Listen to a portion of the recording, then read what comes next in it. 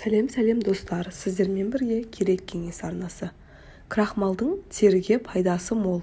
Крахмалдың құрамында теріні жасартатын нәрлі заттар мен элементтер көп. Сондықтан да крахмалды маскаларды қартаюдың алдын алу үшін қолданады. Крахмалдың құрамындағы С дәрумені зақымданған жасушаларды қалпына келтіріп, жаңа өмір сыйлайды. Ниацин РР дәрумені ағзаны қайта қалпына келтіру реакцияларына септігін тигізіп, жастың ұлғаюы мен ұйықтап қалатын жасушалардың қайта оянуына жағдай жасайды. Холин май және майлы темірдің дұрыс жұмыс істеуіне қамтамасыз етеді. Темір қан айналу процесіне қатысып, жасушаларды қажетті оттегі мөлшерімен қамтамасыз етеді.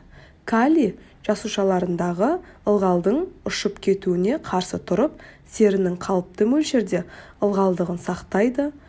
Көмірсулар теріге қуат беріп нәрлендіреді.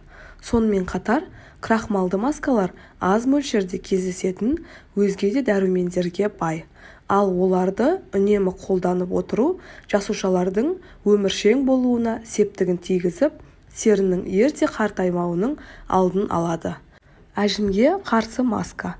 1 қасық крахмал және 1 шай қасық тұзға аздап жылы сүт пен 1 шай қасық бал қосыңыз.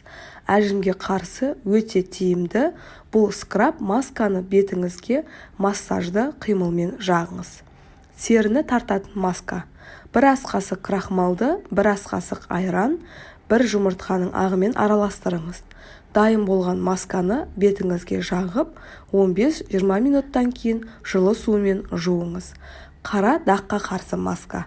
1 қасық крахмалды 1 қасық лимон шырынымен араластырыңыз.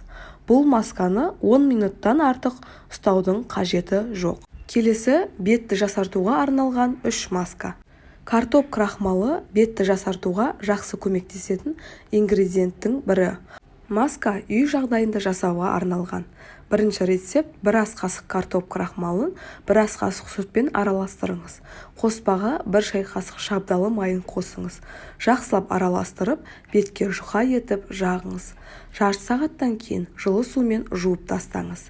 Екінші рецепт: 1 қасық картоп крахмалын жылы, таза, қайнаған сумен қою қоспа болғанға дейін араластырыңыз. Оған жұмыртқаның ағы мен аздап лимон шырынын қосыңыз. Дайын қоспаны бетке жағып, 30-40 минуттан кейін жылы сумен жуып тастаңыз.